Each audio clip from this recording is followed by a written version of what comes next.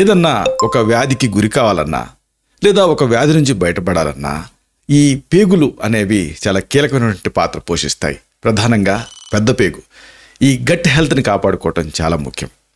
అయితే ఆయుర్వేదంలో ఈ పెద్ద పేగుని వాతస్థానం కింద చెప్తారు. అనేక సమస్యలు ఎక్కడి నుంచి ఉద్భవిస్తూ ఉంటాయి కాబట్టి ఈ పెద్ద పేగు తాలూకు ఆరోగ్యాన్ని కాపాడుకోవడం ఇంకా ముఖ్యం. ఎలా కాపాడుకోవాలి, వంటింటి వైద్యాలు ఏమిటి, ఈ మొత్తం సమాచారాన్ని ఈ వీడియోలో మనం తెలుసుకుందాం. మిత్రులారా నమస్కారం, నేను మీ డాక్టర్ చిరుమామిడ్ల మురళీ మనోహర్. ఈ వీడియోలో మనం ఒక ముఖ్యమైన విషయాన్ని తెలుసుకోబోతున్నాం. పెద్ద పేగు, దీన్ని ఒకవేళ ఏదైనా సమస్య వస్తే రిపేర్ చేసేటటువంటి వంటింటి చిట్కాలని, అలాగే పెద్ద పేగు ఆరోగ్యాన్ని కాపాడుకునేటటువంటి ఇంటి వైద్యాలని, వీటిని మనం వివరంగా తెలుసుకోబోతున్నాం. చూడండి, పెద్ద పేగుని కోలాన్ అంటారు. ఈ కోలాన్ని అసలు చేస్తే కోలాన్ క్యాన్సర్ దగ్గర నుంచి మొదలుపెట్టి డైవర్టిక్లైటిస్ వరకు అనేక సమస్యలు. కాబట్టి జీర్ణ వ్యవస్థలో అతి ముఖ్యమైనటువంటి భాగం ఇది. దీని పనితీరు సరిగ్గా లేదనుకోండి, మలబద్ధకం, అలాగే పైల్స్, ఆఖరికి చర్మం పైన ర్యాష్ అంటే దద్దుర్లు, IBS irritable bowel syndrome, inflammatory bowl disease, ఇలాంటివి అల్సరేటివ్ కోలైటిస్లు, ఇలాంటి అనేక సమస్యలు తలెత్తుతున్నాయి ఈ రోజులలో. కాబట్టి ఈ సమస్యల్ని రాకుండా ప్రివెంట్ చేసుకోవాలన్నా, వచ్చినా తగ్గించుకోవాలన్నా సహజ సిద్ధమైనటువంటి ఆయుర్వేద వంటింటి వైద్యాలు ఉన్నాయి. వీటిని మనం వాడుకోవచ్చు. వరుసగా వీటిని తెలుసుకుందాం. అసలు దీనికంటే ముఖ్యంగా పెద్ద పేగు ఆరోగ్యం కోసం ఆయుర్వేదం సూచించేటువంటి ఆహార నియమాలు ఏమిటి, వీటిని మనం తెలుసుకోవాలి. ఒక మంచి కాంబినేషన్, జీర్ణశక్తిని పెంచేది జీలకర్ర, అలాగే ఆకలిని పెంచేది అల్లం. కాబట్టి జీలకర్ర అలాగే అల్లం ఈ రెండిటి కాంబినేషన్ మీరు తీసుకుంటే పెద్ద పేగు ఆరోగ్యం బాగుంటుంది. అంటే జీర్ణ వ్యవస్థని చురుగ్గా మార్చేటటువంటి మంచి కాంబినేషన్ ఇది. జీరా అంటే క్యుమిన్, అలాగే అల్లం అంటే జింజర్, ఈ రెండిటి కాంబినేషన్ వాత దోషాన్ని తగ్గిస్తుంది, కడుపు సమస్యలను నివారిస్తుంది.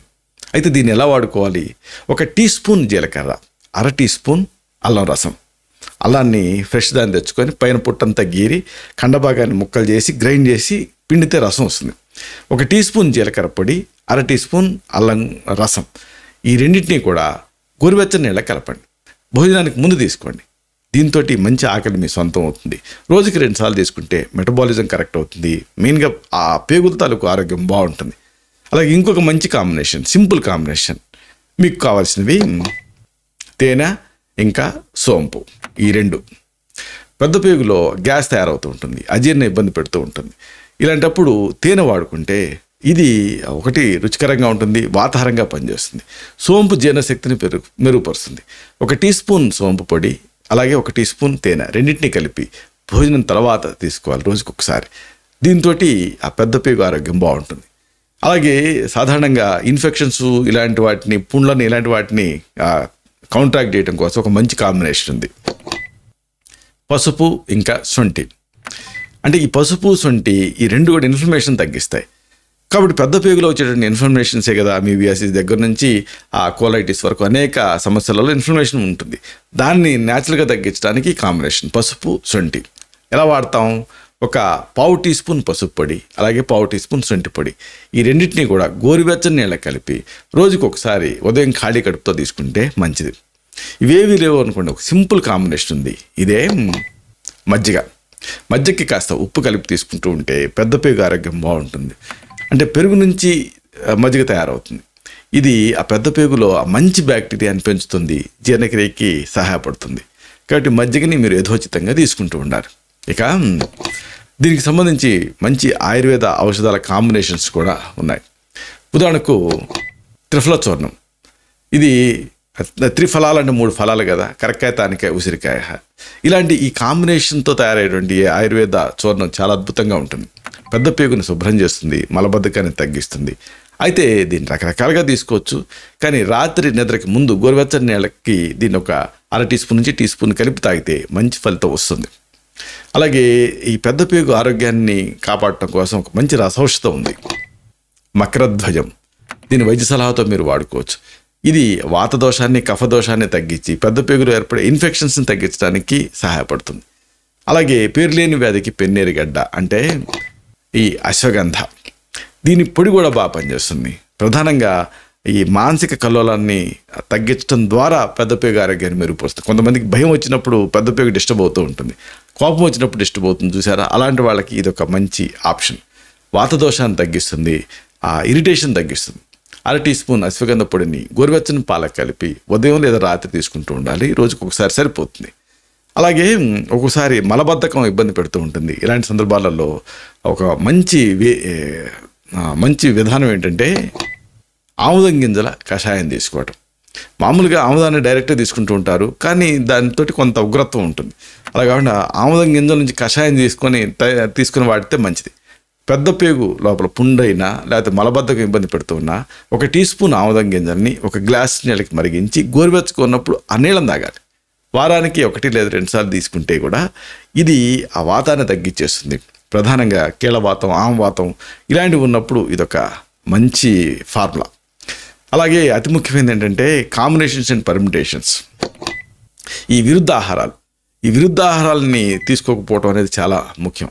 అంటే అజీర్ణం, జీర్ణ వ్యవస్థలో అసమానతలు, లేకపోతే జీర్ణ వ్యవస్థ విషతుల్యం అవటం, పుండు తయారవటం, గ్యాసు, చర్మ సమస్యలు, ఎలర్జీలు ఇలాంటివన్నీ కూడా ఈ పెద్ద పేగుకి సంబంధించినటువంటి సమస్యలు వల్ల వస్తూ ఉంటాయి. కాబట్టి ఈ కాంబినేషన్స్ విషయంలో చాలా జాగ్రత్తగా ఉండాలి. మెయిన్గా చెప్పాల్సింది ఏంటంటే పాలు అలాగే పులుపు ఈ 2 కంబైన్ చేయకూడదు. మీకు తెలిసిందే కదా, విరిగిపోతుంది పాలు. అంటే పులుసు అలాగే పెరుగు, తేనె, నిమ్మరసం ఇలాగ పుల్లగా ఉండేటువంటి పదార్థాన్ని పాలతో కలిపి తీసుకోకూడదు. జీర్ణక్రియకి ఇవి అంతరాయం కలిగిస్తాయి. అలాగే ఇంకొకటి మనకి ఫేమస్ కాంబినేషను తినకూడదు ఏంటంటే పాలు అలాగే చేప. ఈ కాంబినేషన్ కూడా తీసుకోకూడదు.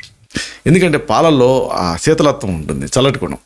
చేపలను వేడి చేసే గుణం ఉంటుంది, అంటే కెలారిఫిక్ వాల్యూ ఎక్కువ. ఈ 2 కలపడం వల్ల విషతుల్యమైనటువంటి అవకాశం ఉంటుంది. అది ఇంకో కాంబినేషన్ మామూలుగా మన వాళ్ళు దీని రూపంలో తీసుకుంటూ ఉంటారు. కానీ ఈ కాంబినేషన్లో తీసుకోకూడదు ఏంటంటే పళ్ళు ఇంకా పాలు.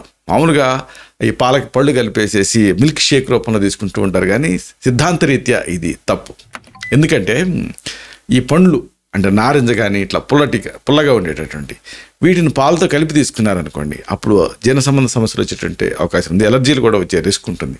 అలాగే ఇంకొకటి ఏమిటంటే పెరుగు అలాగే పప్పు కలిపి తీసుకోవటం, దీంతో కూడా ఇబ్బందులు వచ్చే అవకాశం ఉంటుంది. పెరుగు పప్పులు కలిపి తీసుకోవటం వల్ల వాత కఫ దోషాలు అనేవి ట్రిగర్ అవుతాయి. అంటే ఏదన్నా పుండు కానీ ఇలాంటివి ఏమైనా ఉంటే పెద్ద పేగు లోపల అజీర్ణం ఇలాంటివన్నీ కూడా వచ్చేటువంటి రిస్క్ ఉంటుంది. అలాగే ఇంకొకటి పాలు అలాగే ఉల్లిపాయ ఈ కాంబినేషన్ తీసుకోవటం కూడా మంచిది కాదు. మామూలుగా పెరుగులో ఉల్లిపాయ కొరికి తింటుంటారు, కానీ పాలల్లో ఉల్లిపాయ తీసుకోవడం ఎంత మాత్రం మంచిది కాదు. ఉల్లిపాయ ఈ కఫాన్ని పెంచే గుణాన్ని కలిగి ఉంటుంది, పాలలో కూడా కఫం పెరుగుతుంది. కాబట్టి ఈ 2 కలపడం వల్ల ఈ జీర్ణ సంబంధ సమస్యలు, తర్వాత బాగా బడలిక ఇలాంటివన్నీ ఎక్కువ అవుతాయి.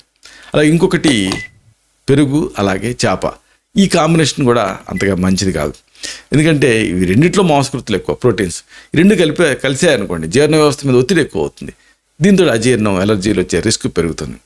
ఇలాగ జీర్ణ వ్యవస్థ సరిగ్గా పనిచేయడానికి, పెద్ద పేగు సరిగ్గా పనిచేయడానికి నీళ్లు బాగా తాగటం చాలా ముఖ్యం. అంటే ఒకవేళ అటువంటి తేడాలు ఉన్నా నీళ్లు తీసుకుంటే అది యూనివర్సల్ సాల్వెంట్ కాబట్టి విషాలన్నింటినీ తనలో కరిగించుకొని బయటికి పంపించేస్తుంది. ఆహారంలో ఫైబర్ తీసుకోవటం కూడా చాలా ముఖ్యం. ఆకుకూరలు, పండ్లు, గింజలు, ధాన్యం ఇలాంటివి తీసుకుంటే పెద్ద పేగులో దాన్ని గట్ హెల్త్ అనేది బాగుంటుంది. అలాగే అతి ముఖ్యమైనది ఏంటంటే రోజు కూడా అర్ధశక్తిగా వ్యాయామం చేస్తూ ఉండాలి. కనీసం ఒక 30 నిమిషాలు నడుస్తూ ఉండాలి. దీంతో కూడా పేగు కదలిక ఇంప్రూవ్ అవుతుంది, పెరిస్టాల్సిస్ ఇంప్రూవ్ అయ్యి పెద్ద పేగు ఆరోగ్యంగా ఉంటుంది. ఇలాగా ఎక్కడైతే దోషం అనేది స్టార్ట్ అయిందో ఆ స్టార్ట్ అయిన స్థానంలోనే ఆ దోషాన్ని విరిచేయటం, అణచటం, తగ్గించుకోవడం చాలా ముఖ్యం.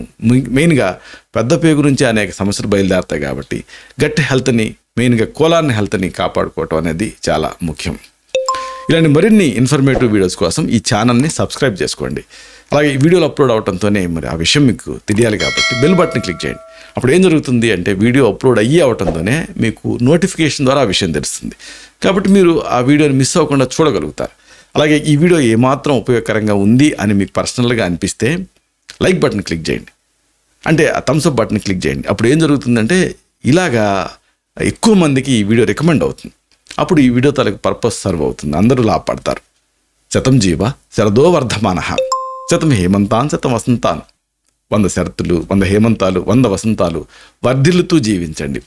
Stay healthy, stay happy, be positive, keep smiling, stay safe. Love you all. శుభం.